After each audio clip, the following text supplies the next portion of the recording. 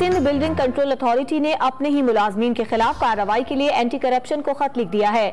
DGSBCA ने गैर कानूनी तामीरात में मुलव्विस 3 मुअत्तल अफसरान के खिलाफ कार्रवाई की सिफारिश की है। इस पर बात करेंगे डॉन न्यूज के नुमाइंदे मेराज अख्तर से। मेराज, बताइएगा खत में मजीद क्या सिफारिश की गई है? देखिए, वजीर बल्दियात नासिर हसन शाह की जानिब से जो है स्पेशल टास्क फोर्स बनाई गई थी कराची में गैर कानूनी तामीरात के खिलाफ।